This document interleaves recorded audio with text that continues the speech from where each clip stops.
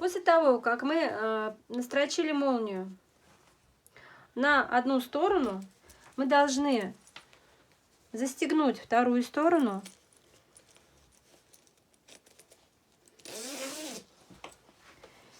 и перенести линии сопережения на другую сторону молнии. Мы берем в первую очередь, вот у нас пояс, и мы укладываем шов соединения пояса с деталью нижней пояса и под прямым углом молнии отмечаем на другую сторону. Здесь у нас будет линия прикладывания пояса на другой стороне. Дальше в области кармана, на уровне строчки настрачивания кармана, важно, чтобы было приложено под прямым углом. Перенесли. По горловине тоже под прямым углом. Прямой угол у молнии находим середину зубчиков, можно ограничитель линейки, или край тесьмы. И прикладываем вот это вот шов втачивания и отмечаем линию. Вот, и верхний ограничитель.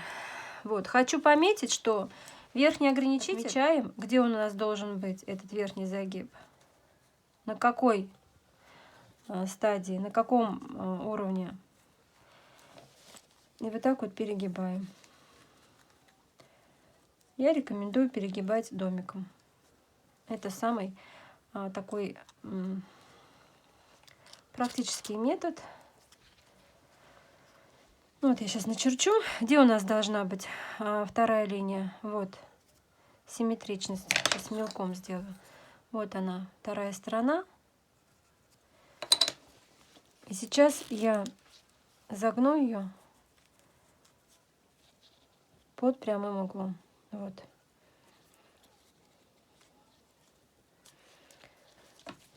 И уже вторую сторону мы скалываем уже с другой стороной. Вот я сейчас перенесу ее на другую сторону. Вот оно.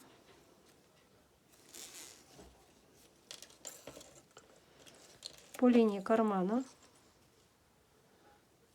Вот. И по линии пояса. Можно булавочками, но я могу и так. И все. Дальше уже начинаем. То же самое скалываем, но уже упираемся на наши намеловки, которые мы должны совместить и сопередить. По низу тоже все хорошо. И по верхнему краю у нас получается, ну вот так и получается, где-то 0,2 сверху. Все, можно сказать, идеально. Сейчас я тоже должна соединить, уже ни в коем случае не должна отойти от нашей отмеченной намеловки. Ну вот, смотрите, притачали мы молнию. И после того, как мы притачали, мы должны проверить на симметричность наших линий, которые подвергаются симметрии. А именно, вот смотрите, молния вообще волной не идет. Вообще так ровненько, все хорошо получилось. А именно, по шву притачивания пояса все идеально ровно. По низу, если мы перегнем, тоже все идеально ровно на одной линии. По шву настрачивания кармана вообще все идеально.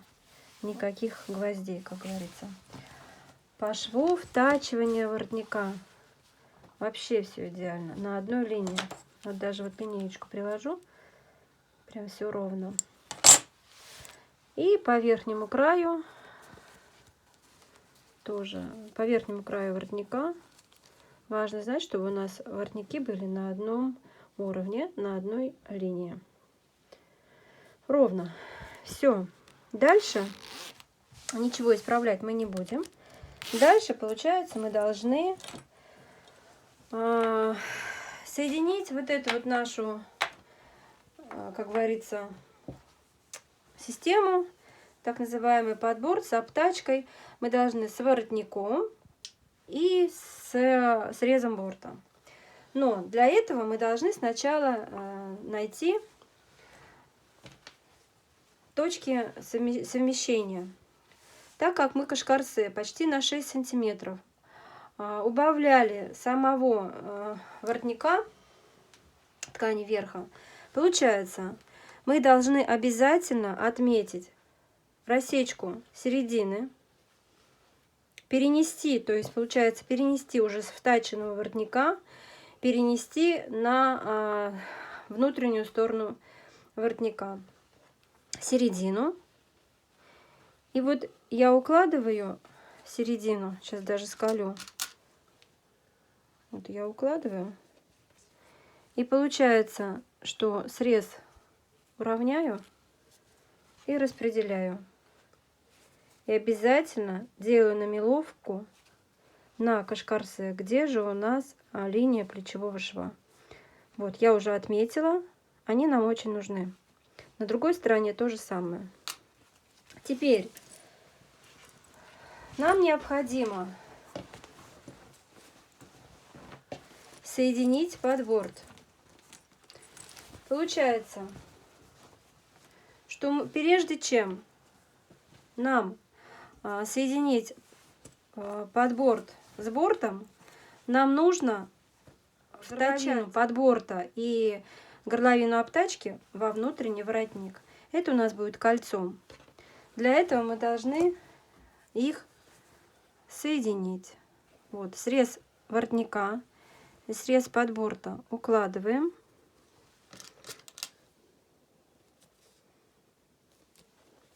Вот теперь нам нужна вот эта рассечка. Рассечку, которую мы уточнили, линия плечевого шва и шов соединения обтачки с подбортом, совмещаем. Середину. Кстати, я пришила вешалку. На обтачку я пришила вешалку. Сделала вешалку из шнура. Тот шнур, который у меня будет по лицевому вырезу капюшона. Середину воротника и середину обтачки. И дальше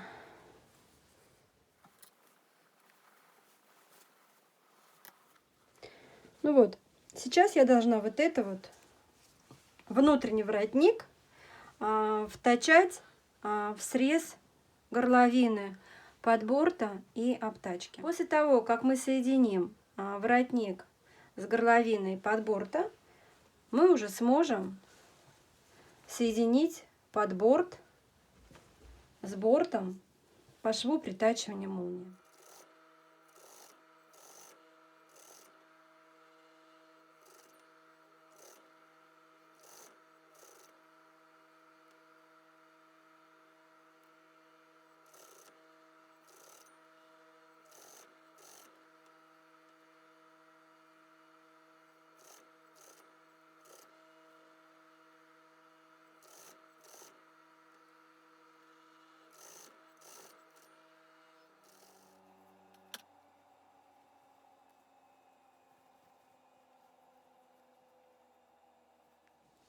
После того, как мы соединили, втачали обтачку и подборт на внутреннюю часть воротника, нам нужно соединить подборт с полочкой. Для этого по верхнему краю воротника мы перегибаем и перегибаем прям впритык, прям в стык нашего края молнии. Вот должно быть прям впритык. Я скалю.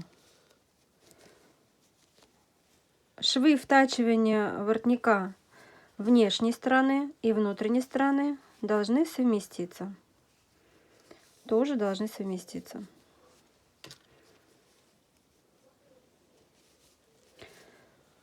Дальше по низу. Пояс перегибаем. Вот у нас есть рассечка. И упираемся на нижний ограничитель молнии. Тоже так же, прям впритык. И вот у нас все идеально совместилось. Ой, палец. Мы зафиксировали по воротнику и по поясу. И вот у нас выходит так, что подборт у нас свисает. Вот представьте, что было бы, если бы мы не закрепили флизелином или дублерином срез полочки. Из-за того, что я изначально закрепила, полочка у нас не вытянулась, а подборт вытянулся, потому что на подборт я не стала закреплять. Ну, ничего страшного. Сейчас, получается, я должна подборт просто распределить всю равномерную посадку по всей длине. И буду соединять уже полочку с подбортом строчка в строчку или на 0,1 от шва притачивания молнии в сторону зубчиков. Ни в коем случае не в сторону среза, а в сторону зубчиков. Сейчас обе стороны я должна соединить.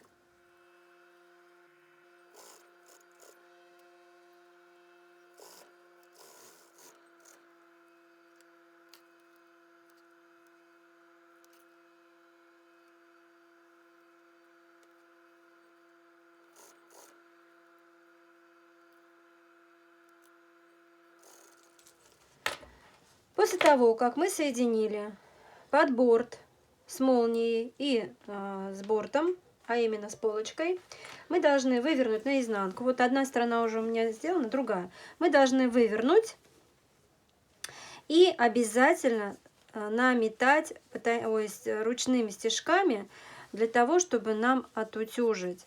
Чтобы вот здесь вот при выметывании не было никаких складочек, ровненько было и красиво. Одну сторону я уже наметала, отпарила. И сейчас нам нужно такую маленькую, но важную обработку. Вот смотрите, вот здесь вот, то есть нам нужно закрепить два воротника между собой. Вот смотрите, швы втачивания воротника внешней стороны и внутренней стороны здесь у нас разутюжено. А вот здесь вот мы делали натечки. И вот получается, вот эти вот у нас разутюжены.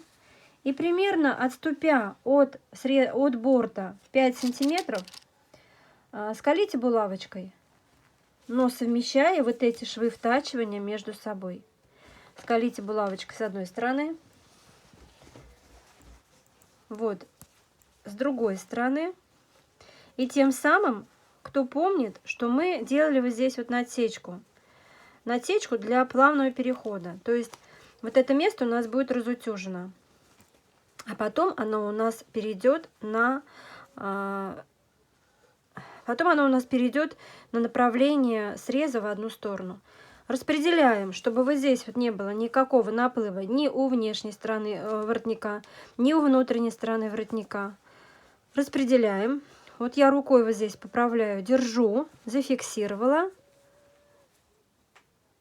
и скалываю булавочкой. Все. По срезам борта в области полочки у нас зафиксировано.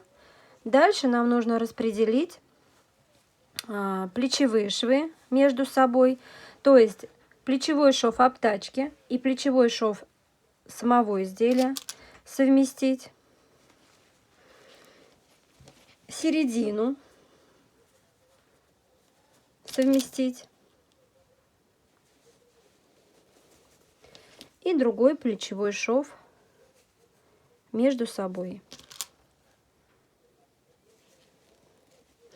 Получается, что я должна сейчас начиная вот от нашей вот этой вот рассечки, где мы делали, проложить закрепляющую строчку, строчка в строчку, втачивание воротника, 2 воротника уже вместе. Вот смотрите, что у нас получилось. Вот воротник я уже обработала. Вот получается там внутри у нас маленькое такое вот отверстие, которое дает возможность швам быть разутюженными. Вот они там разутюженные. И где мы делали натечку, отсюда мы уже закрепляем сразу 2 воротника вместе и направляя срез в сторону изделия.